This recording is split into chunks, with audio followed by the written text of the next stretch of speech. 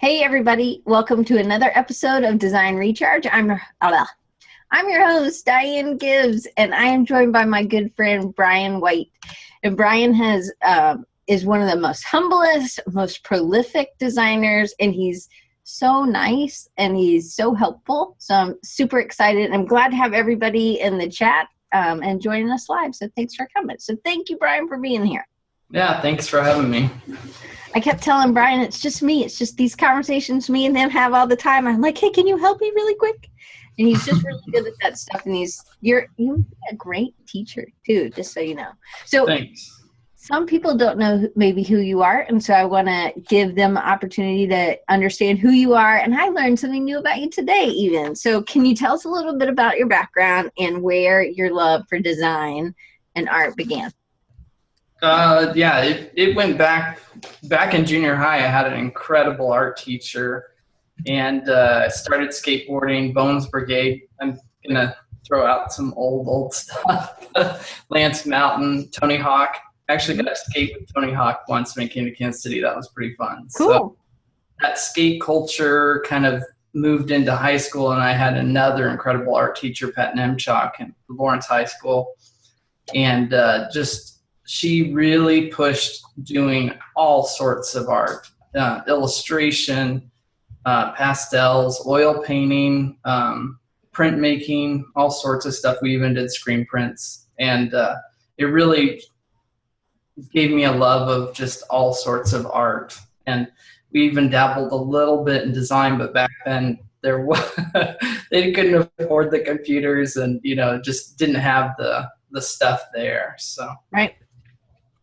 So was anybody in your family artsy? My grandma was. She was a painter, and it sounds like, from what I found out, I have Czechoslovakian, Hungarian kind of background, that there was a couple artists way back when. And my dad has always drawn like, he does display design, so like showcases for jewelry stores, but he can visualize it and then just draw it up. So one thing you told me, and this is kind of a theory I have. I would love to do like a study. Like, I think that'd be cool, but I don't really want to have to do the study. I want somebody else to do the study. But you said, I think your dad, was he an entrepreneur? Yes. So yeah, definitely. My grandfather started one of the top 10 displays companies in the world, basically in 1954. But the display industry is really volatile, and so after 9/11, my family lost everything. So display meaning like what? Like big print? Well, back then, like Barney displays, like Barney video displays, like big purple dinosaurs. Even back in like the early 80s, like Schultz, like Peanuts, the Hallmark cards was one of their big clients. So kind of point of purchase displays? Is that? Yes. Okay. Yeah. So you would see them in stores, and they would be featuring a certain product usually. Yeah. Right.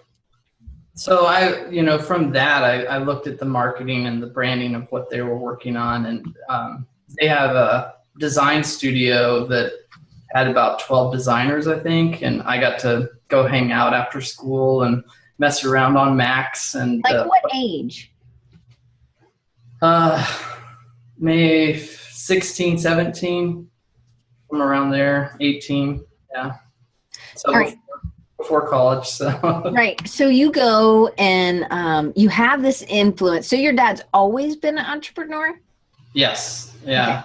So I have this theory that kids with entrepreneur parents, they don't have they don't have to, I think there can be a stigma, or there can be the pressure, or it's like you already kind of know what it takes to be an entrepreneur because you've seen it your whole life. And so it doesn't even affect you. Like, I think there is like the having to trust yourself to make all the money can be really scary for a lot of people. And so there'll be really the safety in the job, because that's what, everybody's done in their family or whatever. So I feel like the kids of entrepreneurs they're gifted with these extra wings because they don't.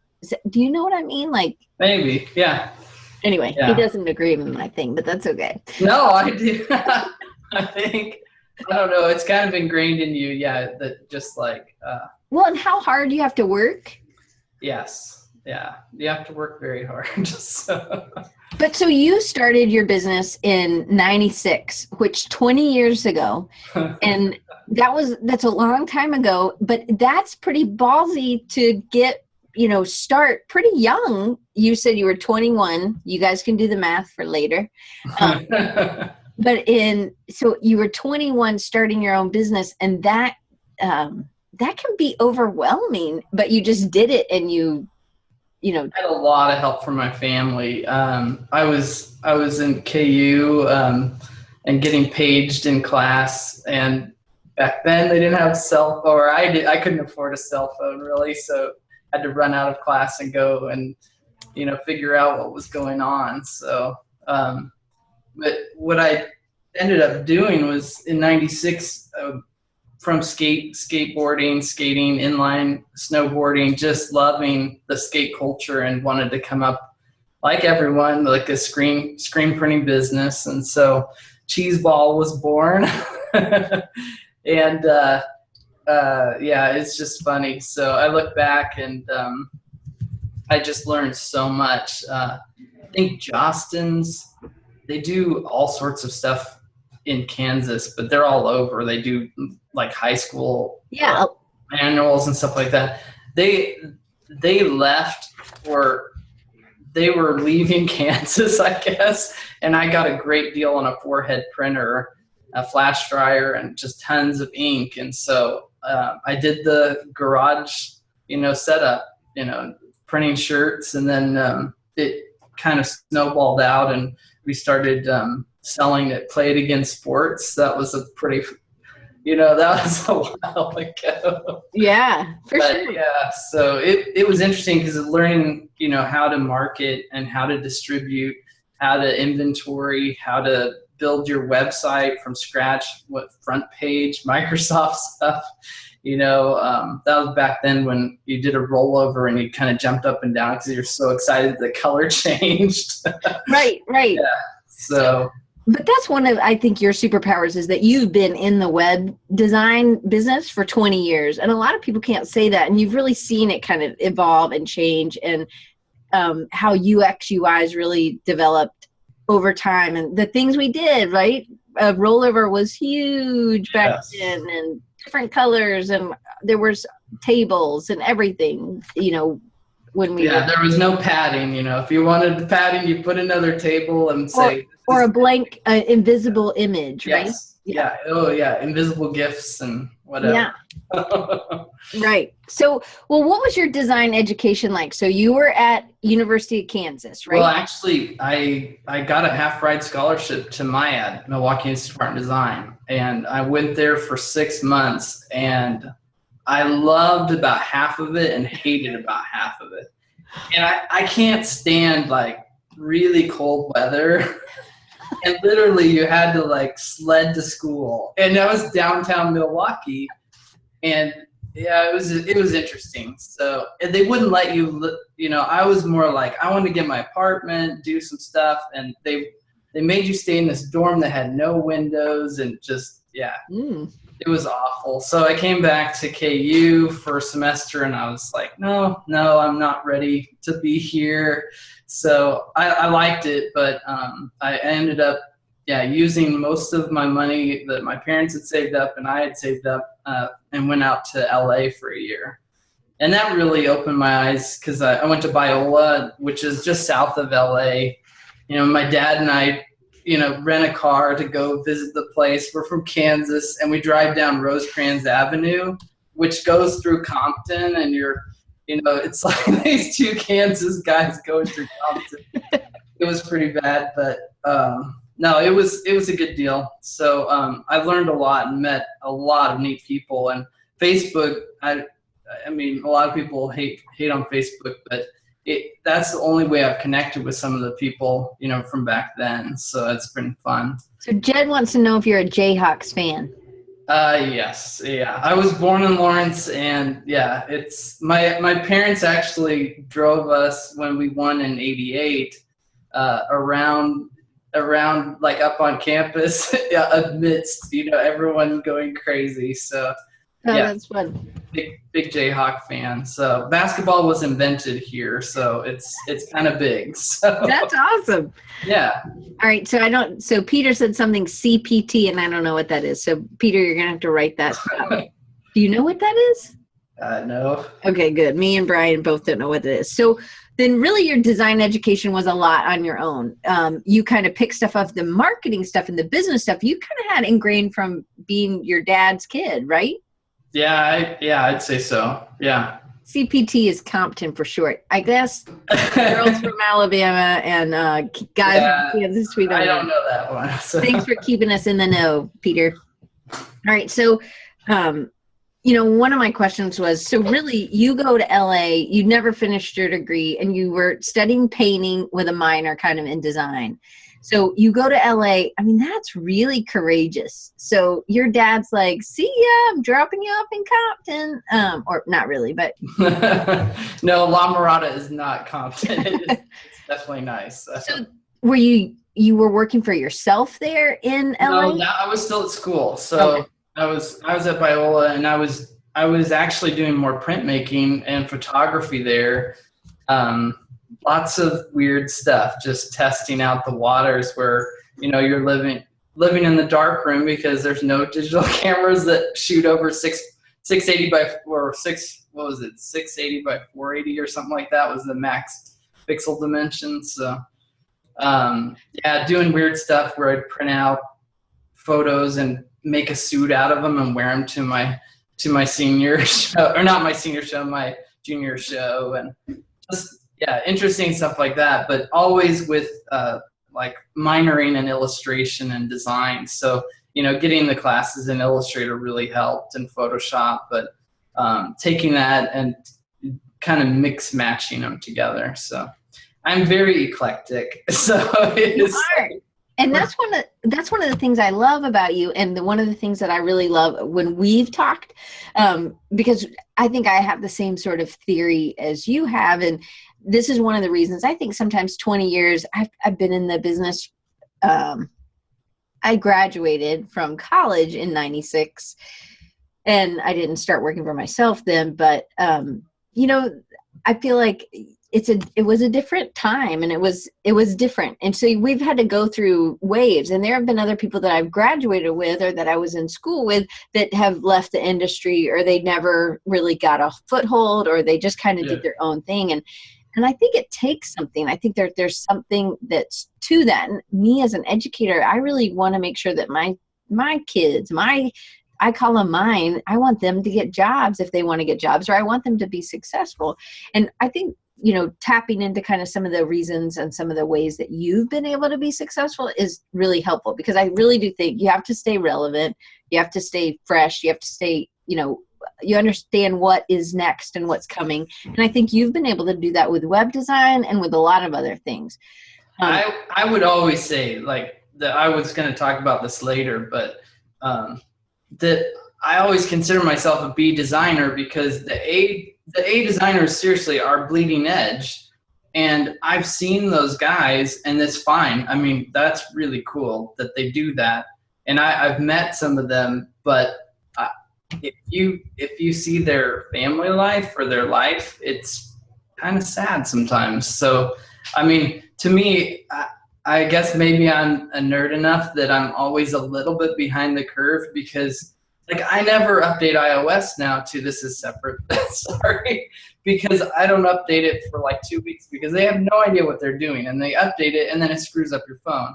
So it's like I'm kind of like that buffer zone for design, where I'm like looking at what's working and what's not, but within reason. You're just doing design. For me, that most of my design is to make money to support my family. So, right. But I love it. So.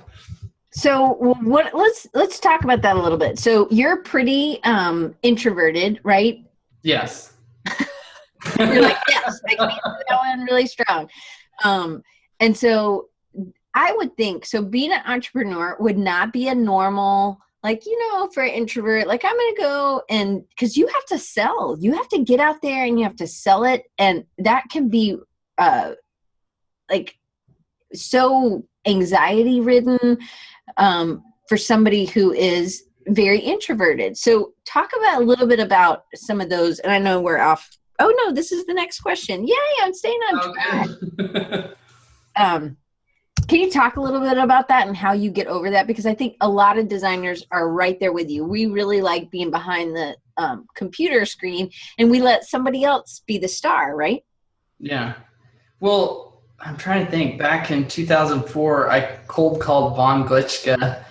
I was like, hey, man, I like your work. I want to work with you. So I think I sent Invisible Creature a mannequin head too. So that was a long time ago.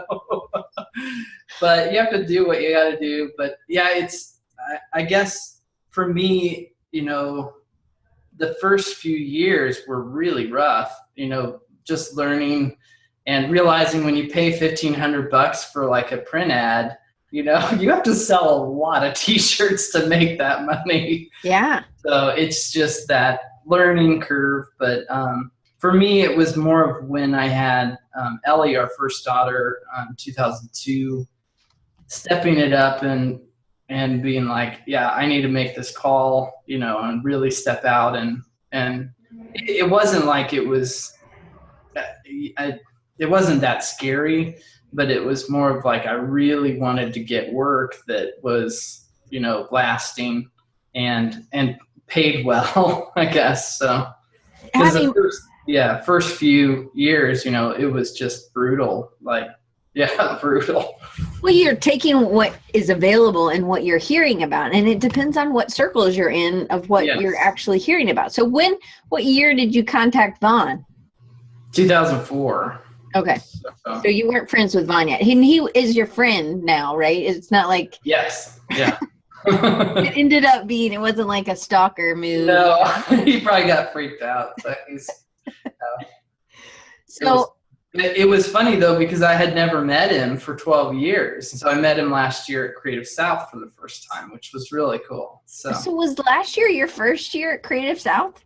Well, a year ago from April. So 2015 was my first year. Okay, so I thought Vaughn was there that 2015. He was. That's when I met him. That's what I'm saying, 2015. So, I'm with you. Okay, yeah. Let's not add any extra math. Yeah. All right, so you're married and you have your first kid and you're like, I know I need to do this, and you just start. So what would you say to yourself before you went to a big client meeting? Like, was there something to kind of get you ready, or was it just like, oh my gosh, my kid needs diapers, I've got to go do this? No, not like that. I'm trying to think, from the clothing industry, just for me, I just couldn't handle the money. It wasn't there for selling and like the distribution. And I was doing it, most of it myself with a couple other people to help. But like my whole basement was full of clothes, like cargo pants and like sweatshirts, hoodies, everything. It was just crazy. And just the inventory, I just realized I don't want inventory. And that's when I started branding and making up new t-shirt designs, logos and stuff. And I was like, I love this. And then matching the website to it. So, and then when I made like $12.50 an hour for like my brother for doing his website, and it was like he wanted 800 pages, Oh my gosh. with no templates, it was just like there was just no CSS, no nothing. So yeah, it was interesting. That snowballed into I wrote it down because I was trying to remember. It got kind of blurry, but I started a business with 3 other guys called Pixel Tonic in 2000. And we rented a space downtown Lawrence, and I think the rent was like $700 a month for me. And wow. That's a lot. And so, it was just crazy. And one guy, it was a fun time, and I learned a lot. And it did a big Flash website, stuff like that, some logos. But I think we had a martini bar upstairs. We had made all sorts of crazy stuff, and it was so cool. But then one guy had to go to New York in like 6 months, and so we just broke it apart. And I think I had one client come in 6 months, and I was like, this is crazy. I'm going to get like a $7,000 raise moving home. And so that's when I started working at home, and I had the drive enough to work, 9 to 5, no problem. And, when starting your own business, you're usually working at night too, so to get it off the ground. So that was something me and you had talked about even today. We were talking about, because you're really prolific. You're able to do a lot of different things, and I really don't know how you do that. I don't know if you don't sleep a lot, but it seems like you take time for your family. You do printmaking, you make your own books, you do all these other side projects, and you're really good with clients. I've been on the phone with you, you're helping me, and then you're like, I gotta go to clients here, and I'm like, okay, see it, thank you so much. So you're constantly doing stuff, and I don't know if you're just able to do that because you're at home, and maybe that's like a key to you being able to kind of like, you separate and you have your home, but then you also can just go right outside the door. There is no commute, and you can be really present in your kid's life and your wife's life. Yeah, I mean, the commute thing, that's comical too, because I'm like, it drives me nuts to be in the car for a long time. And it's just like, I like to do stuff, so it's like, if I'm not working with the client, or I'm waiting for an okay on like a UI thing, or like a wireframe or something, I'll be twiddling, making a t-shirt or a disc golf design, and so that's when I'll do that every once in a while, or make a birthday card that's fun, or, it's like I'm constantly doing something. Yeah. Yeah, I grew up without a TV. We didn't have a TV until the Gulf War. And so it was kind of like, I would go to friends' houses, I'd be like, oh, there's the TV. It's like cable, Cartoon Network, and like, or not Cartoon Network, whatever it was. Nickelodeon? Well, Nickelodeon, but there was something with the train, and it had Aquaman and all that stuff. I forget. But anyway, my family's, I don't think we've ever had cable. And so obviously we have Netflix now, and probably Prime and stuff, but it's like, obviously, yeah. But yeah, I think that helps me, because like, literally, if I can't watch the Jayhawks like play basketball, that's okay. I like to watch sports, but like, to watch a full football game for me is kind of painful, because I don't know if I've ever done that in my life, because it's so long. I like it, but it's like, I could be doing something else. So. Right. I usually knit during football season because I am so anxious. So I'm just knit John hats to wear, because he's bald. So he needs little hats, and they're easy to knit because you don't have to really pay attention. So I'll be there in a couple of years. I'll knit you a hat. All right. So, but I can understand. So when you're downtime, you actually do something else. So this is your studio space, and you actually, I think you also have where do you paint though? Because you don't paint in this room. No, I have a studio downstairs, and my wife, we built a house in 2000 way out in the country with 5 acres, and it was amazing. But we moved 3 years ago, when we bought this really big house that had been vacant for like a year and a half.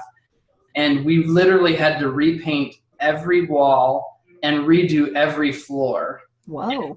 And then my painting studio actually was kind of cool, because it was nothing. So I learned and had some help from my dad and my brother, definitely a lot of help, but wired it and then drywalled it and painted it and set up all the lights. So that was cool. So, that is cool.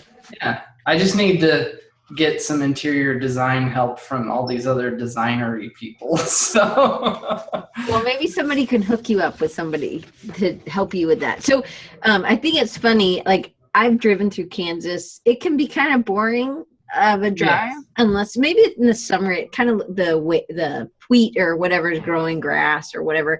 They're these big, and it kind of looks like if the wind's blowing, it looks like the ocean, really, because it waves like the ocean. Yeah. Well, when I lived in LA, people didn't really think anyone but farmers lived there. But literally, there was like a tractor on my road when I lived out in the country. So, But where I live is on the east side, just outside of Kansas City. So it's very hilly, very foresty. And then you get into the rolling hills and the prairie. And then it becomes completely flatter than a pancake. So. Right. All right. So I love your Kansas t-shirt that you did. So this makes sense now that when you're waiting for something, you just go to the next project but you're also really fast. Like that's one of my things that I'm like, I don't think you realize how fast you are. Like that's your superpower, is you're prolific and that you can do things pretty quickly. And I don't know if you have a copy of that to show the. Yeah, I do. Can you show that? So you'll have to screen share. So I'm going to preface this. So 50 States is David OHara. Oh, well, you can take us through some of the pictures, but you could show us. Oh, okay. So this is your family. Oh, yeah. Can you see my mouse at all or no? Yeah, we can see your mouse. Oh, okay. So this is Jenny, my wife, Ellie, Lena, and Silas. So, yeah. And this is not in Kansas. Not in Kansas. And actually, this is comical because I don't have it. It's not. Oh, there it is right there. Yeah, I got it. Okay. All right. Wait, go back to it. Sorry, I won't touch it. So, how did you meet David, or did you know David, or did you just saw the thing? In 2015 at Creative South. So Mike was amazing and just really connected everyone, and it was Lenny who brought me. I don't know if you know. And Lenny's here. Yeah, I read his blog and he wrote it so well, and I was like, I want to go there. So it was so cool. So that was the first design conference I'd ever been to, and so I've definitely behind the scenes, and I need to get out more. But every time I went, to look for a design conference, it was like, do I want this new flat screen monitor, or do I want to go to the conference? Well, and as an introvert, this is in a way stepping out. So you actually had used the internet, and you were able to make friends and do things with other people. And build relationships, because you are working at home, but relationships in the industry is extremely important. So, all right. So I think I'm 10 years behind. Like I'm just starting to catch up. Yeah. So Lenny just said, CS17, Love is Blind is coming very soon. And so you went in 2015, you went on your own on 2016, and now hopefully you'll always go back. So, yes. So you met David, and then he told you about his project, 50 States Apparel, which you guys can go to. And so they do kind of like it's voted by Congress, and then it's to see if it goes. And this was like the most, I didn't even know you did it. Like, I just was like, this was the most beautiful shirt. No offense to your state, but like my favorite state in the lower 48. Yeah. But this shirt was just amazing to me. And so this was like the first 50 States shirt I bought, and I love it, and it's soft, and it's just, but the design, and I lived in Colorado, so this kind of with the buffalo kind of meant something to me, and it is a border state to Colorado. So, but I loved this one. So again, this was just kind of a side project for you, right? Yes. Yeah. I think it was like early January or something this year sometime. So yeah, it was cool. It actually, the clouds there are from sunset painting I did this last year. So I think so. So you do actually a lot of side projects. I did not do the right one. So. Okay, that's okay. Well, you can unscreen share and we can come back if you want. Okay. So me and you, we started talking about this a minute ago, but you and I have talked about focusing on one area of design, because a lot of times that ends up what a lot of people end up thinking that they need to do, and really focus and get niche on one thing. And I think that can be good, but you and I have had this conversation. So tell us what you think people should do, or what you think has worked for you. Well, it was interesting because then you're like, let me look at the answers. I guess I do, but yeah. basically, yeah, when in 2015 there was like all these, I'm talking about Creative South, so I guess that's, before that it's like I'm reading design magazines and getting my internet, stuff. Right. I am very not opposed, but I'm just not specific to one thing. So it's like when you're hearing that over and over, it's like focus on one thing, be really good at one thing. I think that's great for younger people or people that don't need to make money or like lots of money. Right. So I was like, yeah, that's cool. And I mean, all these guys like Sean West and stuff, they're so smart and, they have a lot of business savvy. And I think mine's just a different savvy. So I don't know, but it's, for me, I was, times change, diversified. Right? Like if my business is diversification, is like, obviously art doesn't sell that much, or at least, it doesn't pay that well. So I knew illustrators that, most of the illustrators that I knew back then, like even Vaughn, he had to do design to pay the bills and do illustration because he loved it and he's really good at it. So, but he's diversified too. So he does design, he does branding, he does illustration, but then he also teaches on lynda.com. So it's about finding what you can do with your skills, because it's not like you're like, yeah, I can do everything for you. You are really good at some things and you may stretch yourself. And I think that's how you've gotten more UX, UI and doing, because you do continue to learn. Yeah. Right? Oh yeah. I mean, if you don't learn, you're kind of done. So you're not going to have a very long career. Right. Exactly. Like I had to learn Adobe Edge last year to do an intro for an iOS app. And it was like learning Flash again. But it was, I don't know, it was just interesting. So but it's I'm trying to multitask and open this up. Okay, take your time. But it's taking those chances and those maybe new projects where you might not know exactly something, but you're going to learn while you're, doing the thing. Okay, yeah. This is Smoky Mountains, right? Yes. Yeah, see, I failed again. This is another painting, but there's the other one. Isn't it still not the one you were? This is actually Kansas. So this is Kansas in the winter. This is what the clouds look like a lot of times. So, oops. So, you can go to the block print if you want. Okay. So then you did this whole series. Tell us about this series, because this, again, side project. So while we actually walk away from the computer or we go and do something else, Brian actually just picks up he has all these ideas, I think, scrambling over in his head, and he uses this downtime to make things. So tell him about this project. Last year I did, the books, that was the other screen share I was going to show. I'm like, screwed it up. I made a couple books, and then this last year I was like, actually I think it was right after CS, and I like the idea of people doing things daily and like getting traction from that. Social media and I are still at odds, and we're working on it. So I don't do it right, but I am on Instagram now, so yay.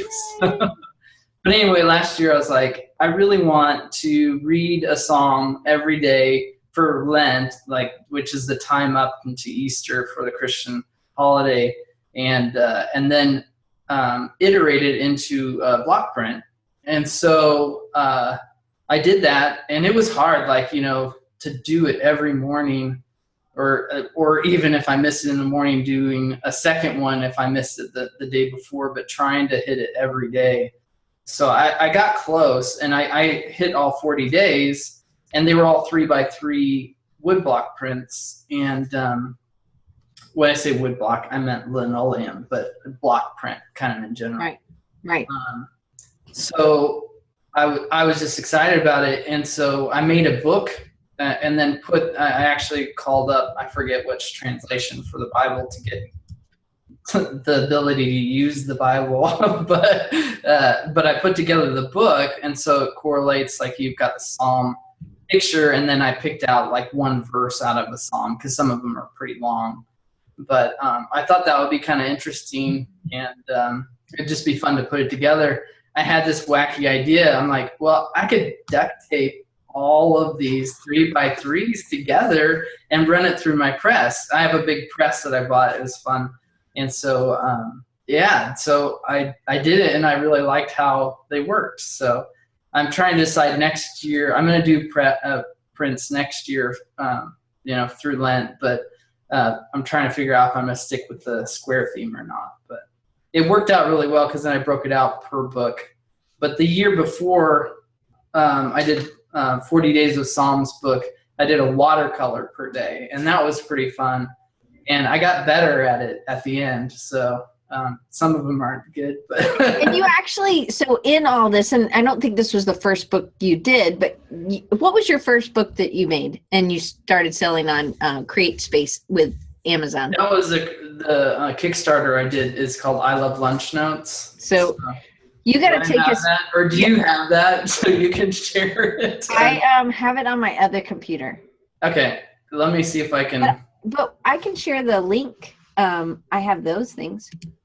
So you actually did a Kickstarter, which you can actually still go. And so this is the thing that Brian that kind of amazes me. So one, he's doing all this stuff and he's doing great design work. But then on the other side, he's also doing these side projects. Like, I really don't know.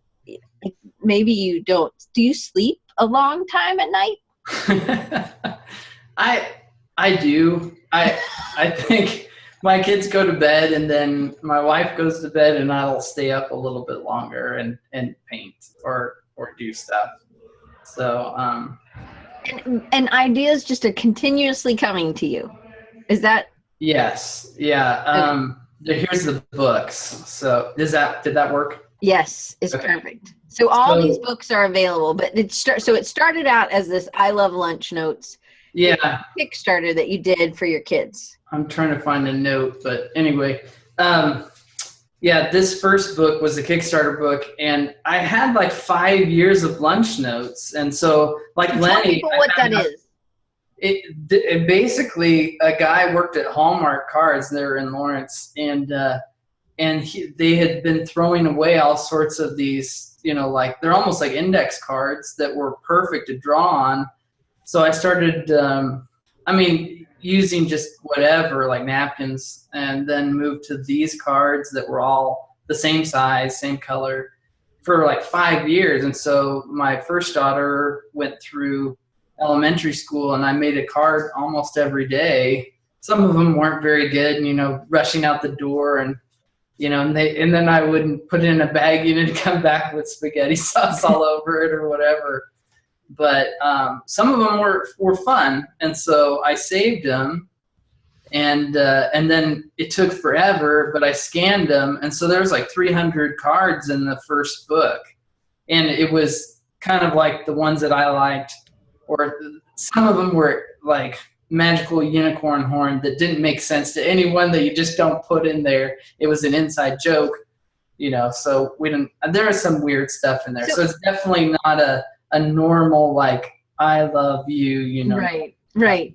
Some stuff, but. So is that one of the ways you connected with Lenny? Because I know he also makes Bella still to this day, I believe. Oh yeah, the monsters are incredible. So yeah, I think the first year we talked about briefly, but he's been busy ever since. So.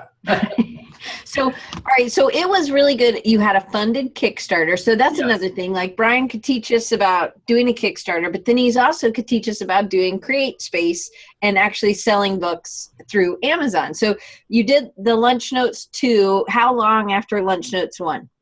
That was this summer, or April was that one just came out. So there's like 100 new notes. So, but what I did is I realized people didn't want so many notes. And I took the first book and broke it into 3 smaller books by specifics. So like one's more animals and one's more like school related or like holidays, stuff like that. So, but it's just kind of a whimsical like illustration where I have a ton of Crayola crayons, and these they're like the paper Playmate big felt pens. So that's it. So it's kind of fun. So do the lunch notes already come colored? Yeah, you just cut them out. And people were like, well, why didn't I die cut them? You know, I'm like, it's like to do that, it's like the book would cost $30, you know, and yeah, I try and keep the cost down as much as I can. And we'll share how to get any of these. So I actually love robots, if you didn't know. And I don't have any kids, but I actually bought the Counting with Robots and then the 40 Days of Psalms. That's the watercolor, I believe, because I don't have anybody to write lunch notes to. But I love the Counting with Robots. So where did this come in? So you do the lunch notes, and then what's the timeline for all of these?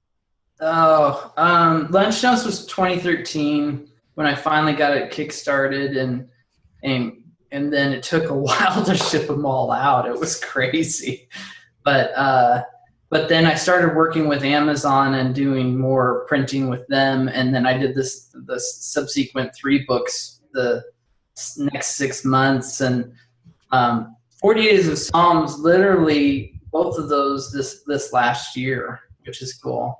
So Counting with Robots was 2014. One of my friends had right next to me is a book home, one of those huge tablets, and he was giving it like half price. So I was like, I cannot not turn that down. So that's my second monitor, which is great. But I just was like using Kyle's brushes and just messing around at night, you know. It is just really fun to do. So, and I read to my kids every night, and I have for 14 years. So yeah, it's fun. So I love to read, and I think, like, if I had to stop doing design, I would just make books all the time. So I like it. And to draw, I love to draw and to illustrate. I don't have an agent, and I probably should try and figure that out, but I've always thought my drawing was so eclectic that no one would really ever use it for anything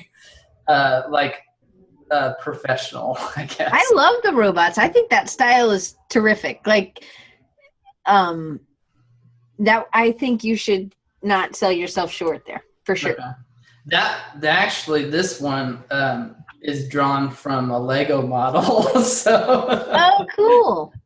We're a big Lego house. So I'm trying to think, going back to the diversification, or I'll let you run the show, actually. So I want you to show the mural, because again, so we're kind of talking about some of these side projects that you do that end up kind of feeding in, and they help you feel probably more sustained as a designer, because again, you definitely have work that's not going to be like, oh my goodness, look at this great thing I want to show you, right? But, right.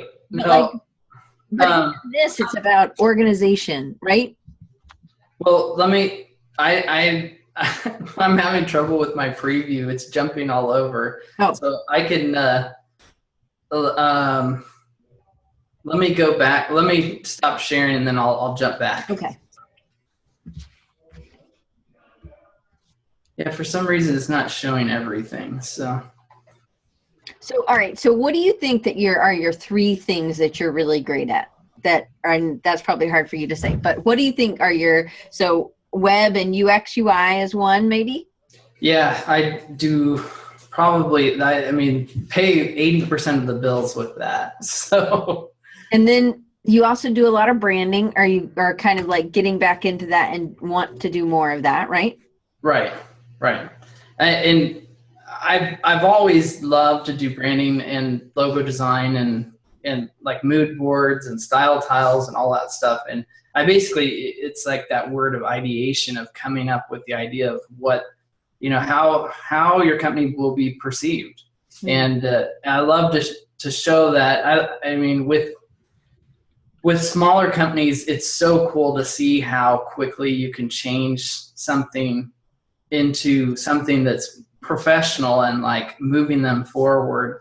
I've worked on like sprint stuff before, and it just feels like I mean, it's okay, but it's like you don't feel like you're making a big, big change and stuff. So Right. Sometimes when you help a smaller company, you actually see the growth rate in the company change. Their return on investment for you, having you in their office, you can see that. For where maybe something that's more established, you're just making a little ding instead of a big impact. Yes. Yeah. Right. Sorry. I keep trying to share my stuff and it's not working, so I'll just talk. Okay, no problem. So how often, how many days a week are you working on more of the art projects? Because you do seem to be awful prolific, right? Making a lot of things. Yeah, I mean, I think that's what helps too, is like the diversification of my business has moved every year. It changes. And so you have to constantly be shifting, especially in this day and age. I'm jumping all over, but 2006 really hurt me. And it was from, I'm sharing my screen now, aren't I? Right. Yes. Okay, cool. 2006 is when CSS really came out and tables had to leave. And I had been doing tables for so long. Maybe it's 2005 or whatever, but holy cow. This is why I don't do this stuff. So I have a very, very sensitive mouse. So anyway,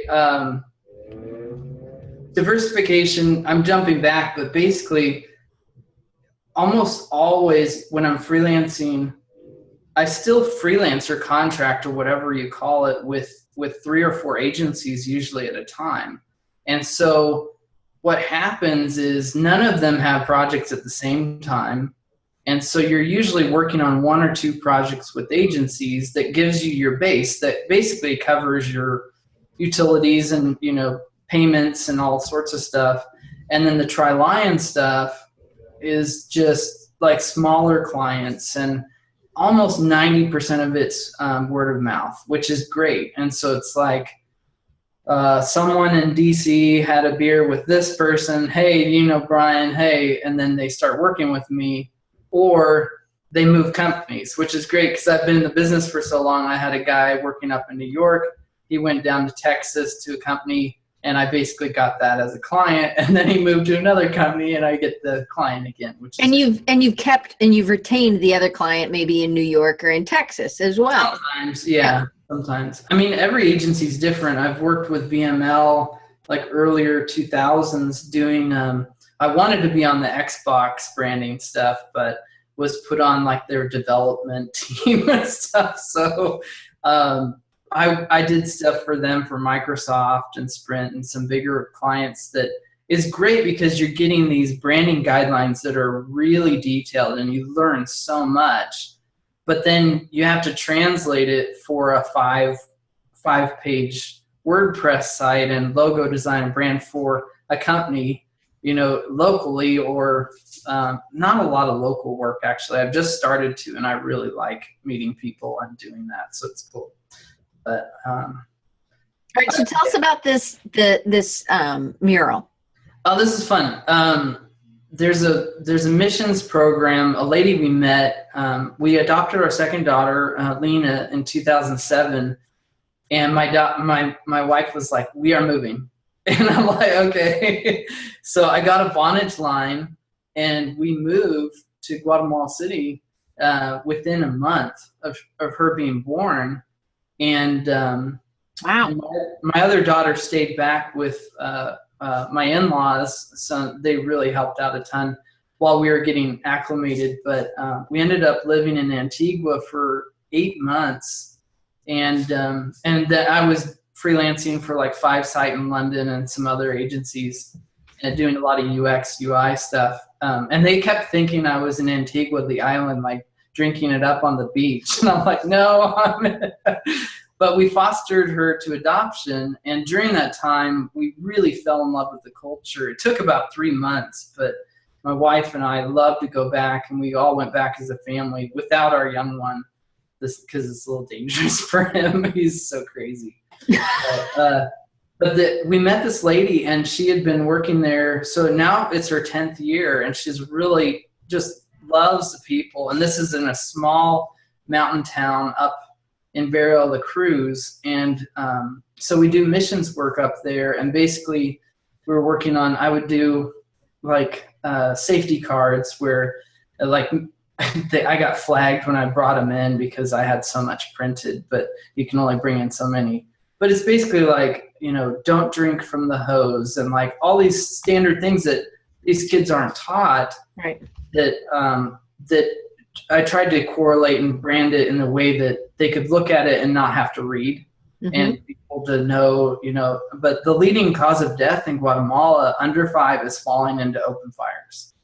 So it's crazy. So this room, you know, looks amazing compared to like what we usually see. But I think it was 4 years ago, we did this mural for them, and it was really fun because the kids don't have enough money to go to the ocean, so we thought we'd bring it to them. Oh, so nice. Cool. So hopefully this next summer I'll be able to do the upstairs portion. So. And this is like a building where they go for after school, or? Yes, yeah. Right? There's just a lot of problems in the area with where kids go home and they don't have like two parents together, and when there's one together, there's just some issues there, and just not a lot of safe places for them to be. So it's this lady started. It's called Passo Missions, which is step by step. And she was able to get this building a few years ago, and we were running out of a church, but we've actually started working with other local communities too, which is fun. So, and my kids actually helped paint it with us, and my wife, who's on the right here. So, and the left is the front of the building. I did a logo for them in 2007, and it's okay. It's not like super good, but all I had was like a 4-inch printout. Wow. Paper, and I'm like, I have to mathematically blow this up on a building that has like 1-inch cracks all over it. Oh my goodness. So that was fun. So I love that educational. Click on that one. Yeah. Oh my gosh, this is a beautiful logo. Thank you. So smart. Like, I just love it. I met Bill Gardner a few years ago, and he's in Wichita, Kansas, and he does the Logo Lounge series. And Juan had told me to submit some stuff there. So I've been doing that pretty regularly for like, I don't know, like 9 years, 10 years. So this one made it in, which I thought worked really well. It was fun. I'd love to do more branding. I just think it comes few and far between from UI, and I love UI too, but it's I like them in combination, and it's usually the smaller clients that have the combinations like that. So I'm going to ask you, you can show us some more branding if you want. Okay. I see some more in here. Yeah, this is a new client actually from Idlewild, California, where we used to go up and hike and camp, and Idlewild Inn was the client, and they told this guy about me, and the Fleming Ranch, this family bought like 1,300 acres this last year, and so it's been fun to brand that. So I'm doing they've got like rivers, and the whole circle is the whole area is surrounded by a train track. Oh, so cool. That would connect, but they have Bonita Vista Farms too, and then he's the guy who's running the whole thing is a blacksmith still, and it's pretty cool. So I did this one, the Starlight Forge. So he does all these crazy blacksmith things for bars and other things around the area. But yeah, it's been fun to meet new clients, and where they actually have this toy that they're working on. So I've started branding kinetic targets and stuff for them. So, but it's really it sounds like with some of your clients, you stay on board, like you maybe do branding, but then you can also help them with some of their other things. And I think that's another way that you've been able to stay in business for so long, is because you have been able to and you also have a team of people with Tri-Lion. You have other designers and videographers and animators that you can you have this, group that you can kind of work with to make sure that you can handle other things. It's not just you having to do everything, right? Yeah, exactly. But you also, so there's Tri-Lion, but then you also have made fonts that you sell on Creative Market. Yeah. The Quattrotone or whatever. So I have this one, and I love this. I have used this filter system so much. I just love it.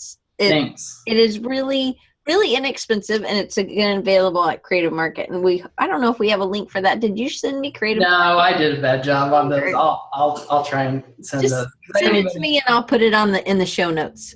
So what's the filter? So it's called Quattrotone, which means 4 tones. So, but it's actually you say it's like 12 or it's there's 50 now. 50? Yeah. Okay. Yeah. So what does it sell for? It's like I think it's $3 or $5, something like that. So yeah. We're not sure how Brian's making money by giving stuff away. I don't make money on this stuff, but the Quattrotone is like, I love duotones, but I've always thought that the midtones always were lacking something. Mm-hmm. So basically I created a 4-tone process so you have your dark and your light, but then you have 2 different colors sometimes inside. So there's 4 colors in each one. So, and they're really named well. Like there's some retro ones, and I've used those, and I love this. So for $3 or $5, you get 50, and it's. Yeah, I'll keep adding to it as I'm doing other projects, because I've got one that I've been working on that has a lot of really interesting blues right now. So cool. So we'll have those in the show notes, but you can actually go to Creative Market. And is it under Tri-Lion, or is it under? Yeah, it's under Tri-Lion. Okay. It's I've got kind of 2 personalities. Like the Tri-Lion is the more businessy. I'm too fake. Jen just shared it. So thank you so much, Jen, for sharing that. Oh, cool. Thanks. Basically, when I first started, I had, it was called solo multimedia. It was all me. And then it didn't scare off agencies like that I was competing with them. And that's totally changed lately, where like we've been hired by like 3 agencies now to design their sites, which is fun. But sometimes we have to hide things on our site, but the password is really easy if you want to guess it. So, or you can ask me. But here's I'm jumping back now. Here's a couple of the cards from. These are like my lunch note cards. So that's the crayon with pen style. So cool. Yeah, that's first year. So I always did a lot with Valentine's Days and stuff like that, and robots. I collect robots. So. And yay, robots are the best. There's a spread from the Kind with Robots book. So you did all that on the Wacom? If that's how you say it, yeah. It is. If you go to their site, they call it Wacom. Okay. Well, then I've always said it wrong. So okay. Anyway, I'm not going to tell you that story. So it looks like it has a gold foil. Is that right? Yeah. Yep. So I haven't gotten this one yet. Maybe I'll guess for that. That one's like $6 because it's black and white. Oh. But I did get a print. You gave me a foot. That was my favorite. Yes. Yeah. So. And actually, I meant to say that on the show is I've done a really bad job with social media. So I've been working hard on Instagram and then working on my email list. And so today I added 2 email lists on my sites, Brian White Design and Tri-Lion Studios. And you know the 40 Days of Psalms, that big print? Yes. I'm going to give one of those away. So within the next month. So I'm working on that. So if people sign up, they can get entered for the drawing. Yeah, I just haven't posted it yet, but that's what I'm going to do. So at Try Lion Studios. Mm-hmm. Yeah, it's our old site. Our new site's not up yet. But. So Jed says one of the filters is called Blue Steel. You know what? I think I've even used Blue Steel, Jed. And then Peter said the password is password. Oh, okay. But so can you stop screen sharing for a second? Yes. Sorry. I want to be able to, no, it's okay. I just want to be able to grab some of these and share some of the things that you have so that people can, because it's 2:34. So see, it flew by. Yeah. And I think I missed like 5 things. So yeah. It's cool. It's okay. I never finish answering all the questions. So it just means that you'll just have to come back on and do another. So Lenny says he's got to go and get more. Oh, thanks for coming, Lenny. And he said mua hugs. I don't know if that's how you say mua, but all right, so I want to share some of the things. So you can actually connect with Brian a couple different ways. You remember the multiple personalities? Not really. But so he has Try Lion, and then he also has just Brian White Studio, Brian White Design. Yeah. BWD. Yeah. Okay. So I'm going to share all those. So on it's www.trylion studios with an S .com, and then on Instagram Try Lion Studios, and then on Twitter Try Lion, and then you can also look at some of just only Brian's work at Brian White Design, and I know I say white like Stewie. Is what my students tell me. I don't know. You know what I'm talking about or no? Yeah. Okay. Yeah. Okay. So BrianWhiteDesign.com. Yeah. Cool Whip. Yeah. Johnny Gwynn just followed me and I haven't met him yet. So. Oh, he's one of my, he's like my friend. Not that you other people are not my friends, but like some people like Peter, I haven't met yet, but like, you know. Well, the first year at Creative South, I went back and worked at the hotel. So, and the second year I went out and met people and it was just great. So it's better, right? Yes, so how do you get over that? So just as we end, as I'm sharing more links, how do you get over yourself to get out there? Was it helpful that you knew Lenny, or was it helpful that you knew Bob? Yeah, he was so busy, and there's like groups of people that hang out, and like Moynihan really, just hung out with me, and we both, I don't know, like he says he's, introverted. I think he's more extroverted than me, but, he introduced me to all the guys like David and everyone. And then this last year we had just a huge group of people like Paul Howald, Tim Frame, and Tom Cox and Vaughn Glitchka. So we were kind of like the older guys of design, but it was really fun to meet them personally. And, I've just watched some of their branding work and design work and just been amazed by it. So it's cool. Yeah. And if you haven't, we're huge fans. If you didn't know, we're huge fans of Creative South, and the Love is Blind is coming soon. And so, and if you want to volunteer, you can get in touch with me. And I did. I drove a golf cart. So. Yeah. And it was fun, wasn't it? It was. It forced you to talk to people, and then you made more friends. Yeah. Anyway, so now we all know how to say welcome, right? You want to practice? Welcome. And then we know how to say Peter's last name, Bacayao, right? Bacayao. Right? Is that right, Peter? Okay, Amy, awesome. I want you to volunteer. And so it is a cheaper ticket, people, and you just have to give me 6 hours. Not 6 hours all at once, but 6 hours spread out. And it's really easy to volunteer, right? Driving a golf cart, like that was super fun. Yeah. And you get a shirt. Yeah, you get a shirt. And Mitch, awesome. So Jed, I'll let you know. I shared a ton of ways that you can help, not help, but you can find out more about Brian. I also shared his Dribbble, which And then the only thing I think I didn't share was that you also are starting more branding locally. Like this is something that you've kind of wanted to do. And so now you actually opened another website called kclogos.com. And yeah.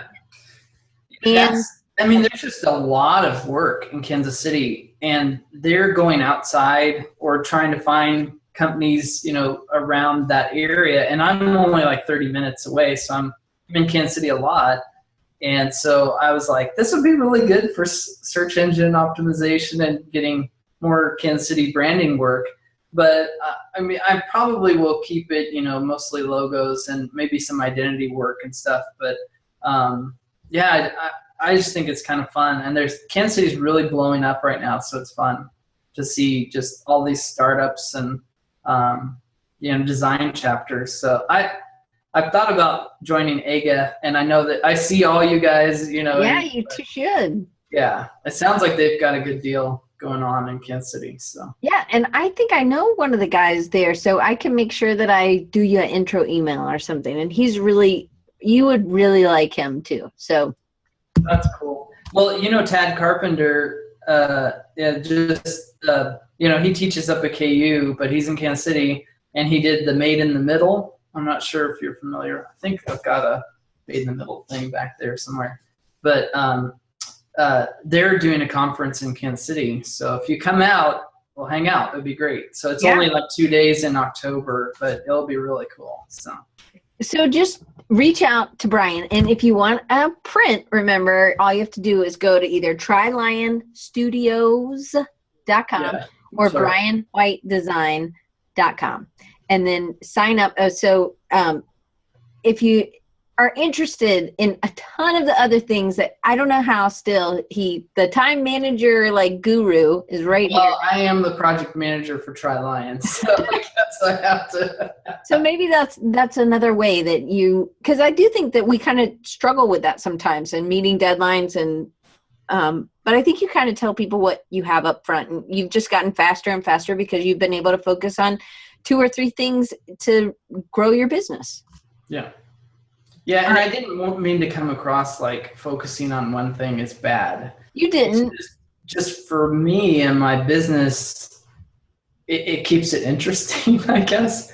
I think I did a 40-foot gator roller coaster illustration. It was all vector, of course, 1 year. And at the same time, I was working on a funeral parlor home website.